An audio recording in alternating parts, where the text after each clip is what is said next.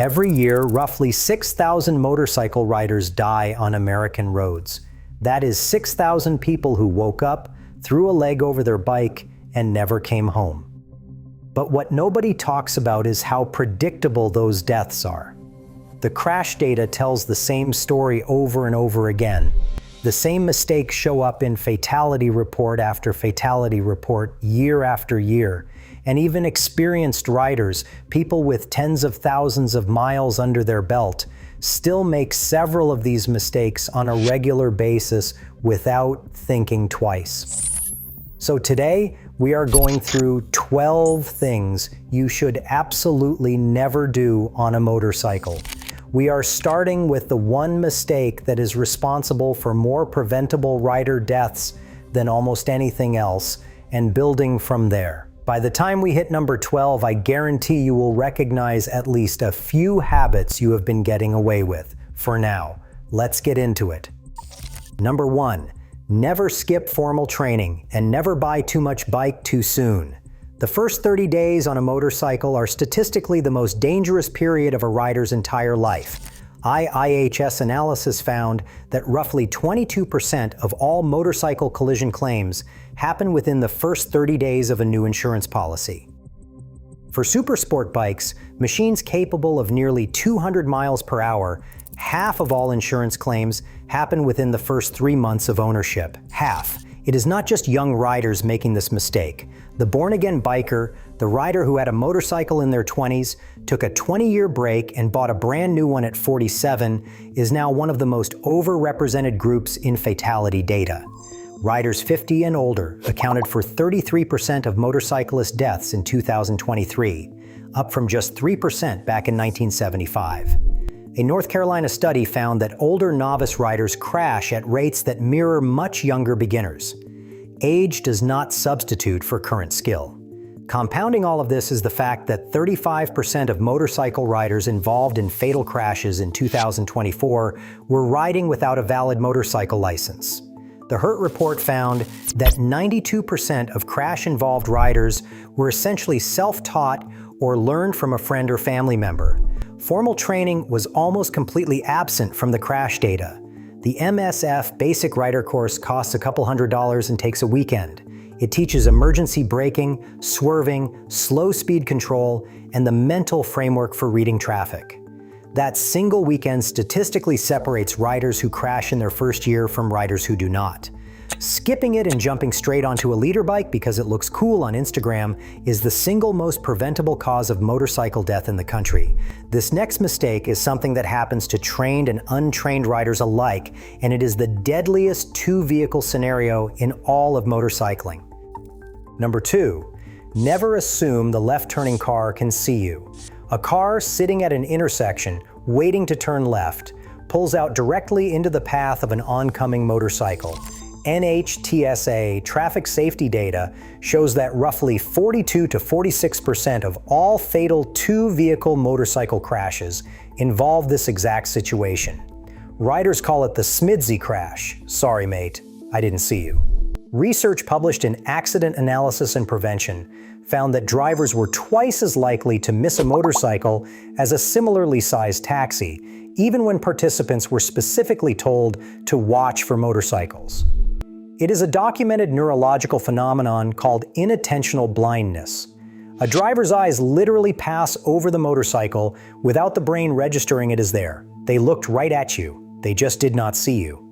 Riders typically have less than 2 seconds to react once a left-turn collision becomes unavoidable. Intersections are where the vast majority of multi-vehicle motorcycle crashes happen. Every single time you approach a junction where a car could turn across your path, you should be covering both brakes, scanning the driver's wheels for movement, and assuming they have not seen you regardless of whether you made eye contact. Eye contact does not equal recognition. That assumption is what gets riders killed. Number 3, never ride after drinking. Not one beer, not one glass of wine, nothing. This is not a gray area, and I will not sugarcoat it. 40% of motorcyclists killed in single vehicle crashes had blood alcohol levels at or above the legal limit of 0.08%. Among riders killed at night, that number climbs to 44%. Alcohol is the single largest contributing factor in fatal motorcycle crashes. But here is why just one drink does not fly on two wheels. Closed-course studies cited by NHTSA found measurable impairment in experienced riders at blood alcohol levels as low as 0.05%. That is 1 to 2 drinks for an average adult, well below the legal limit in every state except Utah. The impairment shows up in reaction time and divided attention tasks first, exactly the skills that keep you alive in traffic. A car driver with slightly slower reactions has a seatbelt, airbags, and 2 tons of steel around them. You have a leather jacket and optimism, and alcohol does something else that compounds the danger. Drunk riders are significantly less likely to wear helmets. NHTSA data shows 52% helmet use among alcohol-impaired, fatally injured riders, versus 66% among sober riders. So the rider who is already impaired is also the rider most likely to skip the one piece of equipment that cuts death risk by more than a third. The motorcycle community needs to stop treating. I rode home after 2 beers as a normal thing. Your bike requires more skill, more balance, and faster reactions than any car. Even small amounts of alcohol take those away from you. Ride completely sober or do not ride. And speaking of equipment that actually protects you, this next one is about a piece of gear that looks like protection but is basically a costume prop. Number 4. Never wear a novelty helmet and think you are protected. This is not just generic helmet advice. The specific mistake killing riders is the fake DOT helmet, those thin skull cap or German army-style shells sold with stickers that mimic compliance but provide essentially zero protection in a real crash. A peer-reviewed study in Accident Analysis and Prevention tracked crash investigations from 84 California law enforcement agencies and found that riders wearing novelty helmets were nearly twice as likely to die compared to riders in full-face helmets. The NHTSA's own impact simulations concluded that a novelty helmet in a head impact scenario provides effectively no protection against skull fracture or brain injury. The helmet looks like it is doing something. It is not. Real DOT-compliant helmets are 37% effective at preventing motorcycle deaths and 67% effective at preventing serious brain injuries. And here is the detail from the California study that matters. Full face, modular, open face, and real DOT certified half helmets all performed roughly the same in crash outcomes. They all work. It is the counterfeit compliance sticker on a glorified party hat that gets people killed. In states without universal helmet laws, over half of motorcyclists killed were not wearing helmets at all. In states with those laws, that number drops to 10%. The helmet debate is statistically settled. The only question is whether the one on your head is real. Number 5. Never ride in jeans, sneakers, and a t-shirt. You have heard the phrase, all the gear, all the time. But hearing it and understanding what actually happens without gear are two very different things. Under European testing standards, abrasion tests show a standard pair of 200-gram denim jeans abrade through in roughly 0.6 seconds of sliding on asphalt. Less than 1 second and you are down to skin. A single layer of proper motorcycle leather lasts about 5.8 seconds under the same conditions. That is not a small difference. That is the difference between road rash and exposed muscle. The Hurt report found that half of all somatic injuries in motorcycle crashes were to the ankle, lower leg, knee, and thigh. Those are exactly the body parts riders leave completely unprotected when they hop on in street clothes. There is a well-known case study from a group ride crash at just 30 miles per hour where 2 riders' jeans essentially disintegrated on contact, exposing ligaments. Modern riding gear with CE Level 2 armor and abrasion-rated panels eliminates that entire injury category, and it is more comfortable than it used to be. This is not about wearing a full race suit to grab coffee. It is about understanding that a 30 miles per hour slide in regular clothes is functionally the same as sliding naked. This next entry is one of the most fascinating on the list because the thing that kills you is literally your own brain trying to protect you. Number 6, never stare at the thing you're trying to avoid. Target fixation was first documented in World War II fighter pilots who flew straight into the ground targets they were strafing. It is a real cognitive trap, and motorcycles are uniquely vulnerable to it because you steer primarily with body weight and gaze direction. Wherever your eyes lock, the bike follows. This is a factor in a meaningful share of single-vehicle motorcycle crashes, which themselves account for about 35% of all motorcyclist deaths, according to data from the IIHS. The classic scenario plays out like this. A deer steps onto the road, the rider's eyes lock onto the deer, and the bike tracks directly into it. The same thing happens with a pothole in a curve, a guardrail on a decreasing radius corner, or a turning car at an intersection. Your survival instinct screams at you to stare at the threat. That instinct is wrong. The fix is simple, but completely counterintuitive. You have to deliberately turn your head and eyes to where you want the bike to go, through the curve, toward the gap, past the hazard. The MSF drills this constantly in their curriculum because the natural human stress response, locking onto danger, is the exact thing that kills motorcyclists. Practice looking through obstacles in a parking lot at low speed until it becomes muscle memory, because in a real emergency, you will not have time to think about it. Number 7. Never grab only the rear brake when you need to stop fast. Panic stops are where riding skill meets reality, and most riders fail the test. The front brake provides roughly 70 to 90% of a motorcycle's stopping power on dry pavement. But in a surprise situation, an animal in the road, a car door opening, or gravel in a turn, riders default to whichever brake they use most casually. For a lot of people, that is the rear. Stomping the rear brake locks the wheel, which either slides the bike out from under you in a low side or even worse, flips you over the handlebars in a high side when you release it, and the tire suddenly regains traction. The HURT report found that overbraking or underbraking was the typical rider error in single-vehicle crashes, and the median pre-crash speed was just 29.8 miles per hour. These are not racetrack incidents. These are parking lot speed errors from riders who never practiced emergency braking.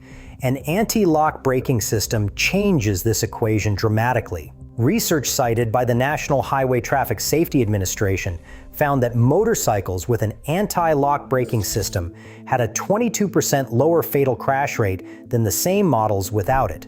If you bought a bike without an anti-lock braking system to save a few $100s, the data says you statistically chose the more dangerous machine. And if your bike does not have an anti-lock braking system, the Motorcycle Safety Foundation parking lot drill of progressive front brake application is the single most important skill you can practice. If you are finding this useful, hit subscribe. We cover motorcycle content like this every week. Alright, so here is where these entries shift from things you do wrong in an emergency to the bad habits that put you in the emergency in the first place. Number 8. Never enter a curve faster than you can see through it. Running wide in a corner is the single most common cause of single-vehicle motorcycle fatalities. Team Oregon, one of the best rider training programs in the country, explicitly identifies it as their state's #1 motorcycle killer. NHTSA data shows that 37% of riders involved in fatal crashes were speeding, compared to 22% of car drivers. Curve-related speeding is heavily overrepresented in that number. But the mistake is not always raw speed. There is a phenomenon advanced riding instructors call the second curve. A rider successfully navigates one corner, gains false confidence, and enters the next turn too hot, too far to the inside, with no escape route. Many riders also commit the cardinal cornering sin of grabbing the brakes mid-corner, which stands the bike upright and sends it wide, directly into oncoming traffic or a guardrail. Florida Department of Transportation research using 11 years of motorcycle curve crash data found that tighter radius curves and decreasing radius curves, the ones that get sharper as you go, dramatically increase crash frequency and severity. The rule taught in every advanced riding course is simple. Enter slow, look through the curve to the exit, and roll on smooth throttle once the corner opens up. If you cannot see where the road goes, you are not ready to go there yet. Number 9. Never skip your pre-ride inspection, especially the tires. This sounds like something a safety instructor says while everyone mentally checks out. But the data has a nasty little detail buried in it.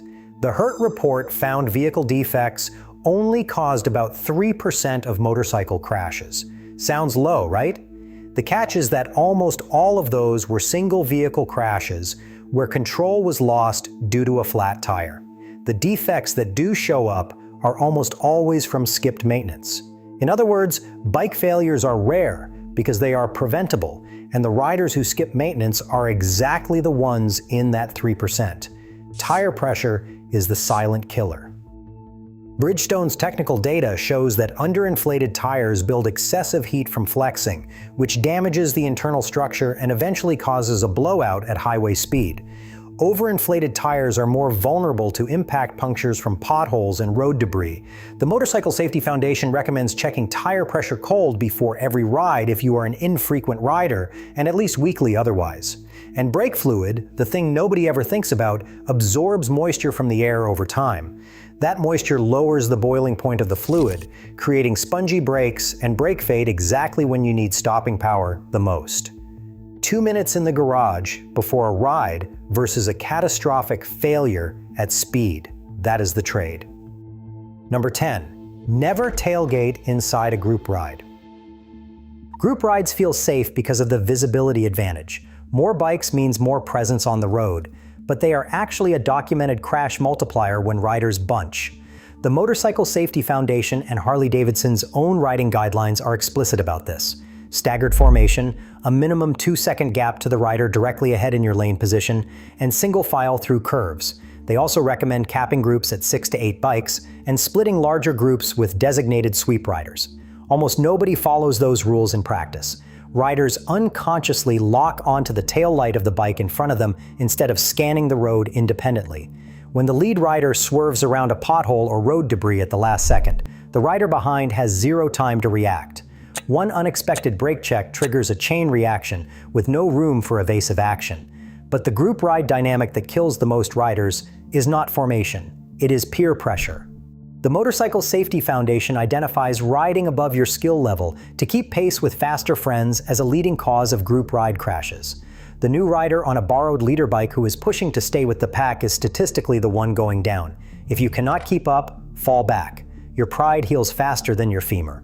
This next point is going to be controversial because a lot of riders have built their entire safety philosophy around it. Number 11. Never trust that loud pipes or a bright vest will keep you alive. Riders love to say loud pipes save lives. I get the logic. If drivers can hear you, they will not pull out in front of you, right? The problem is that exhaust sound travels backward. It shoots out behind the motorcycle, away from the car about to turn left into your path. By the time the driver hears your pipes, you are either already past them or already in their bumper. There is no controlled, peer-reviewed study showing that loud exhaust reduces motorcycle crash rates. It is a bumper sticker, not a safety strategy. High visibility gear has slightly better evidence, but it is inconsistent at best. The HURT report found that what actually matters is frontal conspicuity, meaning what you project toward the car ahead of you. Use headlights, reflective elements on the front of your helmet, and strategic lane positioning where you actively move into a driver's field of view. That is what the research supports. The dangerous habit experienced riders develop is treating pipes or gear color like an insurance policy. They get sloppy with lane position, they linger in blind spots, and they assume they have been seen because their bike is loud. Active conspicuity, the kind where you deliberately move laterally in your lane to catch a driver's eye before an intersection, is what actually saves you. Decoration does not. And number 12, never ride during the deadliest window and pretend you are fine. Motorcycle crashes do not happen randomly throughout the week. They cluster in very specific patterns that riders almost never think about. According to Insurance Institute for Highway Safety data from 2023, nearly half of all motorcyclist deaths occurred on weekends. And the deadliest time slot is not midnight. It is late afternoon through early evening, roughly 3 p.m. to 9 p.m. when traffic is heavy, the sun is in driver's eyes, and everyone on the road is mentally checked out from their day. Combine that with fatigue on a long ride, and you have a real problem. The Motorcycle Safety Foundation warns that fatigue degrades your reaction time and decision-making in ways you do not notice until it is too late. That open highway monotony on a Saturday afternoon run feels relaxing, but your brain is slowly losing the sharp edge you need when a car pulls out of a gas station without looking. Add in the National Highway Traffic Safety Administration finding that distraction from helmet communicators, GPS glancing, and phone use is a growing factor in motorcycle crashes, and you have a combination of risks that riders actively choose to ignore every weekend. The fix is boring but real. Take breaks every hour on long rides, be extra cautious during that late afternoon window, and save the ambitious Saturday ride for the morning, not the evening. Every year, roughly 6,000 riders die on American roads. The patterns in the data are remarkably consistent. Speeding, alcohol, no license, no helmet, and rider error in braking or cornering dominate the fatality reports. The Hurt Report's core finding from 1981 still holds true today. Most motorcycle crashes happen at modest speeds to riders with little formal training, in scenarios that a prepared rider can predict and avoid. You can't control the driver about to turn left into your lane. You can control what you wear, how you brake, how fast you enter that curve, what is in your bloodstream, and whether you invested a single weekend in learning how to actually ride. 12 mistakes, every single one backed by the data, and every single one completely within your control. If this video changed how you think about riding, share it with a rider who needs to hear it. And check out this video next for more on the gear and skills that actually keep you alive on two wheels.